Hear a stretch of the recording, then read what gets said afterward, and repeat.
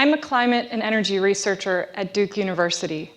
Since I moved to North Carolina just about 2 years ago, my new adopted state has had 5 declared emergencies, all having to do with wind and rain. The Outer Banks, those barrier islands just off the coast of North Carolina, are particularly vulnerable to these storm events, which are becoming more frequent and more intense.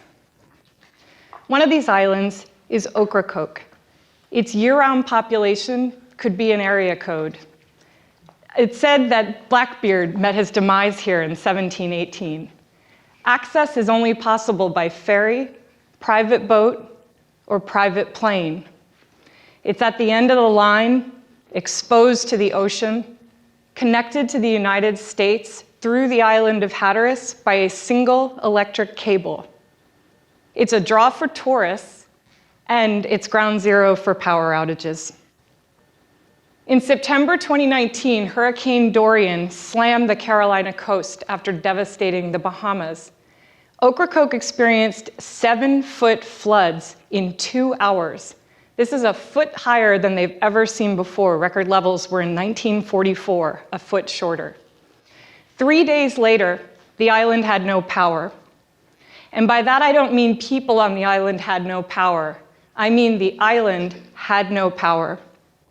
The grid was restored on the 4th day, but a week after the event, many people still didn't have electricity. WUNC reported 3 homes on fire as they were reconnected to the grid, something blew. Another 400 homes had to have their electric meters and wiring pulled out because of damage from flooding. Hurricanes aren't the only cause of power outages on Ocracoke. In June, the single transmission line that connects the island to the rest of the country, there was a malfunction on the mainland, and Ocracoke had no power for several hours.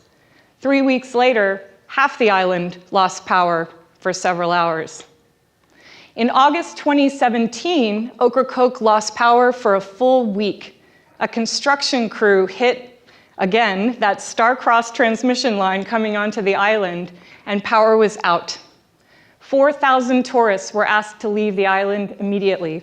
Recall that the only way off the island are 3 ferries or a private boat or plane. Those who stayed behind, residents and tourists who couldn't leave the island, had no power until about the 4th day. Village generators were then activated, but people were asked to ration electricity.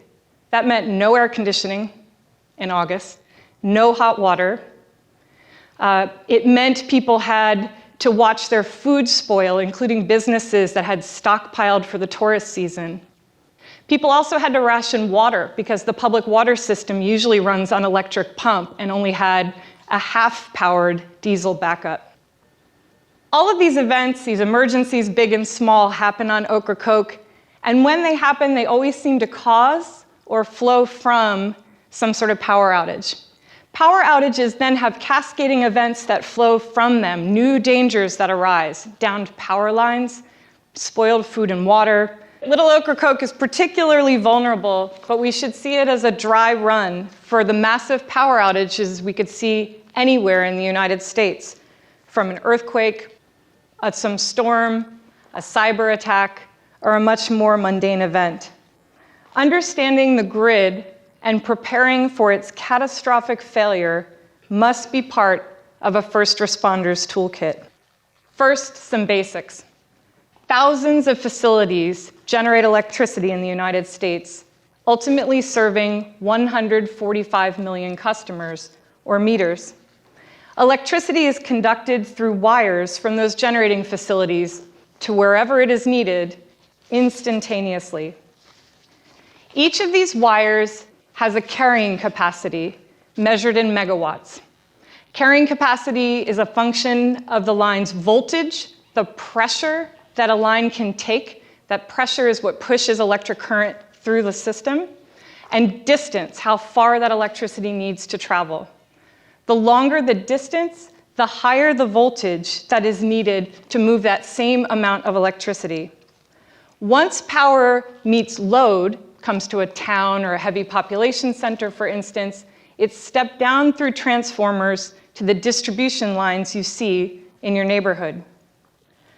American power lines conduct alternating current, meaning that the current switches direction as it travels, from positive to negative voltage and back to positive.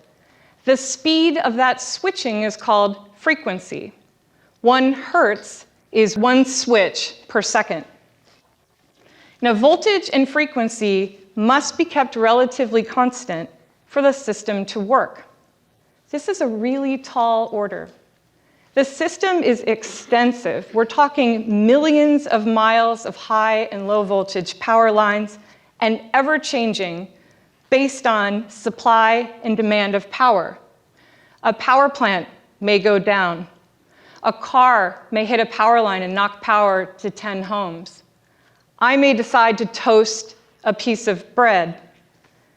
All of these things, some more predictable than others, affect frequency.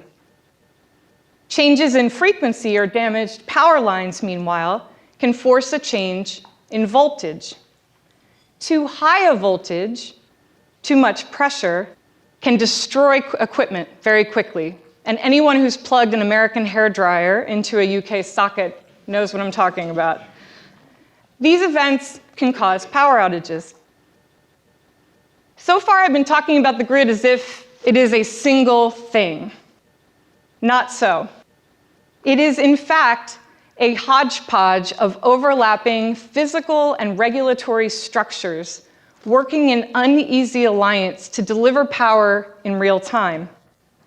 The US and Canada operate 2 AC grids, each humming along at a synchronized frequency of 60 hertz. These continental grids are cleverly called the Eastern and Western Interconnects. It may come as no surprise that Texas runs its own grid, and that Quebec does the same in Canada. These 4 grids are then connected through limited direct current lines, allowing some amount of flow through all 4 regions. The interconnects describe physical grids, but within those physical structures, on the US part of the interconnects, operation of the grid is managed through 66 balancing authorities. Some of these authorities are utilities, private or public, like Tennessee Valley Authority. Some are the 7 competitive electricity markets that we have. They also operate the wires for multiple transmission owners. As their names suggest, these authorities cooperate with one another to balance supply with demand. Their work has gotten a lot more complicated since competition was introduced to the sector in the 1990s, because those balancing authorities no longer own virtually all of the generation or the power lines within their territories. We have a much more decentralized system now, which is more efficient and more flexible, but also carries more risk. The Federal Energy Regulatory Commission, or FERC, regulates the transmission lines and those electricity power markets, except for the one in Texas. Meanwhile, the North American Electric Reliability Council, or NERC, sets technical standards with a goal of having no more than 1 day of outage every 10 years. The state public utility commissions regulate the distribution lines and most, but not all, of the generators. Sometimes states or local facilities, towns, cities own their own electric utilities, and electric co-ops operate regularly unregulated. Among these interconnects, subject to multiple and overlapping authorities, the grid must nevertheless be managed as one integrated system. Knowing this, it is amazing power is as reliable as it is. It's even more remarkable when you realize how old the power grid is. The American Society for Civil Engineers gives our energy infrastructure a D+. They note that most of our power lines were built in the 1950s and 1960s, and that when built, they had an expected life of 50 years. The infrastructure is not only aging, but it was built for a different time. It was built to drive current in one direction from large power plants that were sort of trundling along, putting out similar amounts of productivity every day, heading in one direction. Today, we are taxing this system because we're moving towards more distributed and more variable generation, and we are experiencing multi-directional current. So for instance, solar panels on your house are generating electricity during the day and sending current to the grid, but at night your home becomes an electric sink and draws current from the grid. Those same lines are having to manage both transactions. On any given day, about 500,000 people lose power for 2 hours or more in the United States. These are largely unremarkable events, and perhaps not even surprising, given the complexities I've described. If you're a first responder, you've no doubt contended with a power outage. But what about longer outages? Think about how you use electricity. If you wake up in the morning, are you warm enough, or does your heater have an electric starter? Are you cool enough, or is your air conditioning or fans shut off? Can you drink water or flush the toilet, or is your water system on an electric pump? Do you have food thawing in the freezer? Insulin warming in the fridge? Is your phone charged? Can you use Wi-Fi if your router is out? Is that caffeine headache kicking in from lack of coffee? Do you have a garage door opener? Are you able to get out of your garage? Do you have enough fuel in your tank? Because without electricity, most fuel pumps don't work. If you start to drive through the neighborhood, what kind of hazards are there with downed power lines and maybe all the traffic lights out? Some homes and businesses have backup gas or diesel generators. These are very useful. They're also noisy and contribute to air pollution. And there are equity concerns about who is able to buy a generator. But after some time, the generator fuel runs out. And as days turn into weeks, what happens to your supplies? Food, water, fuel. How's the bathroom situation? Is there anywhere to get additional supplies? Are you being paid if you haven't been able to go to work? Can you get money with ATM machines down and the internet down? Are stores even open?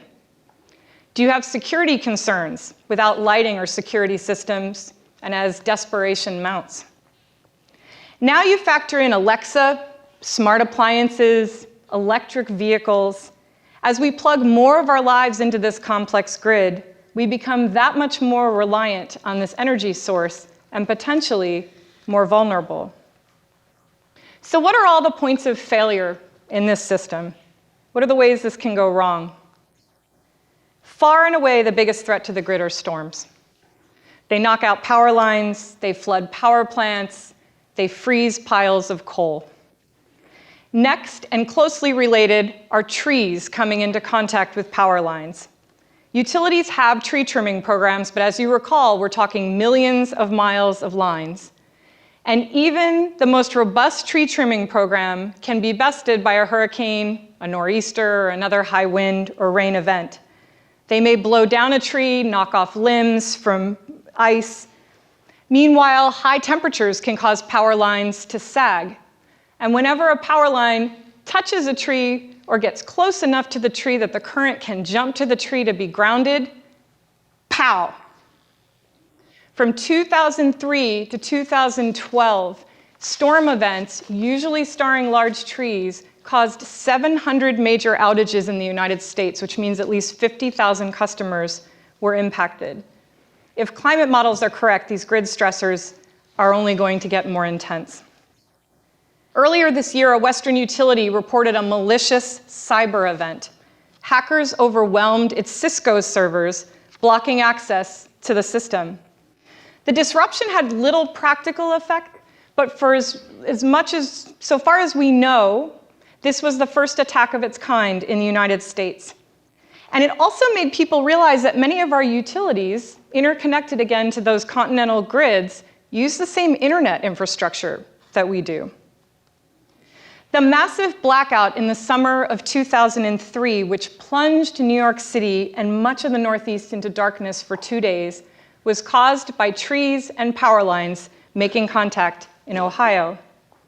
A bug in First Energy's software, meanwhile, made their computers unable to take in multiple complaint calls at once, delaying the ability to shore off power lines and keep them from being affected from catastrophic surges in voltage.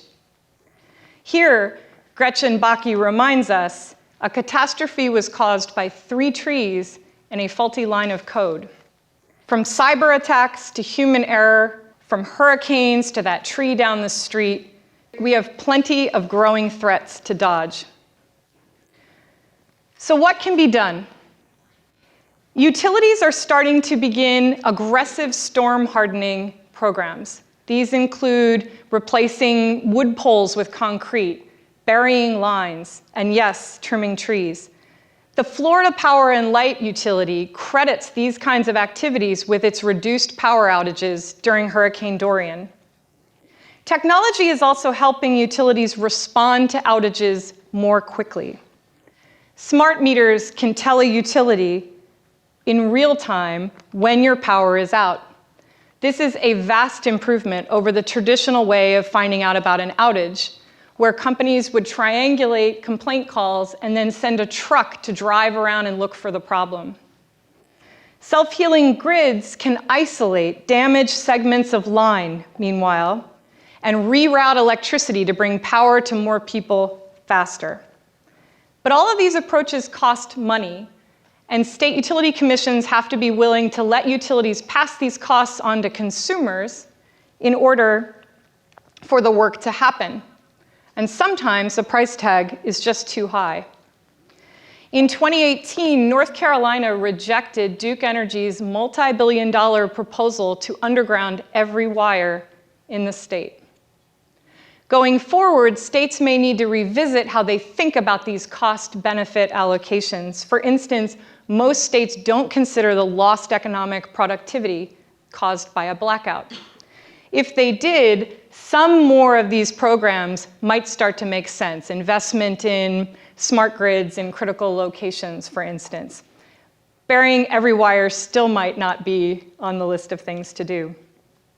But as storms increase and lengthen, the calculation really may change in states. And it's no surprise, recall I talked about Florida Power and Light, that Florida has been approving these storm hardening measures. Additional measures fall into sort of 2 camps. Some attempt to pump the brakes on change. They really see the retention of baseload nuclear and coal plants as key to keeping the lights on. Others want to lean into new technology. They see that a more decentralized grid is harder to attack, and they point to certain smart grid features as ways of increasing reliability and resiliency. But as they have these debates, we have to prepare for the next storm. It is coming, and based on recent trends, it may be sooner and more powerful than we think. So what can first responders do? First, responders could work with communities to educate them about how to truly prepare for an extended outage. Toilet paper and a gallon of milk helps for that first day. After that, not so much. So thinking about the ways communities use electricity and then finding analog backups is really important.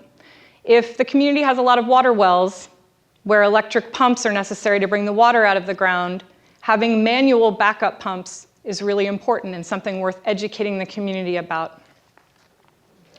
If you need firewood or charcoal to keep warm or to prepare food, it's really important to have those stores and to protect them from floodwaters if you're in a flooding event.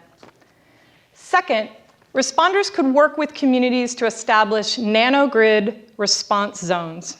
These predetermined zones could be in a natural gathering place like a school or a house of worship. They could be activated during an emergency and powered by solar, fuel cells, batteries, and generators. They could become the home base for local response teams before help arrives from the outside. Third, emergency exercises should assume there is no electricity in the impacted area and that it might not come back for some time. If those scenarios come to life, first responders won't be able to use high-tech tools. We'll need off-the-grid and old-school solutions. Following Dorian, one of the most useful things handed out in the Bahamas, other than water, were solar-powered lanterns with USB chargers for cell phones. Meanwhile, back on Ocracoke, islanders were really struggling the first couple of days after Dorian. They were cut off from the rest of the world, had no power, and every motor vehicle on the island had been damaged by the flood. Every single one. So they couldn't get generators from one part of the island to places where they were needed most. When that first ferry arrived with emergency supplies, the islanders came, met the ferry, thanked them, and said, please come back with wheelbarrows. So as we build the grid of the future, we also have to remember to prepare ourselves for emergencies with laminated paper maps, solar lanterns, and wheelbarrows. Thank you.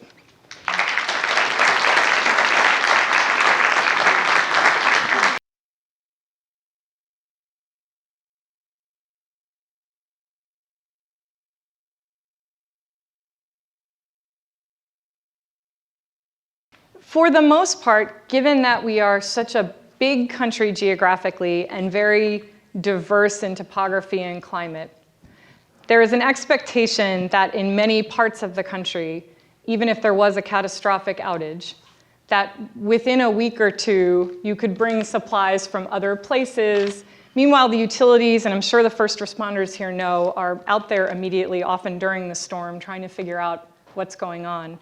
So I think where we're seeing real stresses and real risks of longer outages are some of these more isolated communities, either on islands or in very rural places. There have been intense storms in the upper Pacific Northwest, for instance, where villages have been sort of left on their own for quite some time. There's then the sort of black swan event of, the entire grid gets taken out by a cyber attack, for instance.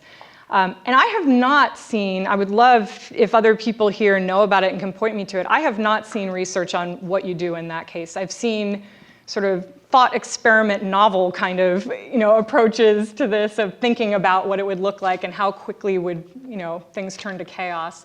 But I've not seen sort of emergency planning or political science or technical folks really thinking through those multi-month outages.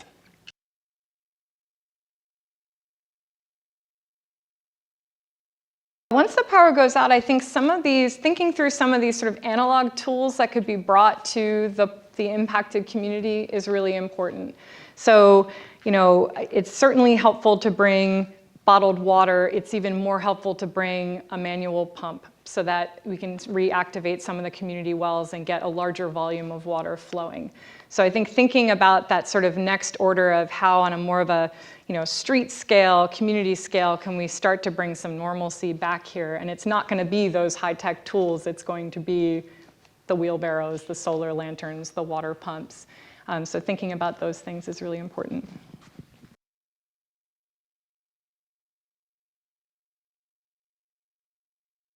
Great question. So we're actually looking into this right now. In the wake of the hurricanes and the storm events last fall in North Carolina, just on the heels of those, Governor Cooper signed an executive order that dealt with climate mitigation, but also climate resilience. And there's a statewide resiliency plan being put together right now. And as part of that, we've been trying to find that out exactly. It seems like, and again, cannot say we've had a comprehensive review, but it seems like those things can pop up very individually where a family has thought to do this, and then not so much at the community scale. So we were thinking that this could be a niche, and it's something we're talking about with the state of North Carolina about suggesting that Ocracoke, for instance, have several of these nanogrids. And there you could also think of other non-electrified resources that you could have there, like a propane-powered refrigerator, and then people would know they could bring their insulin there and have it stored there until they get refrigeration.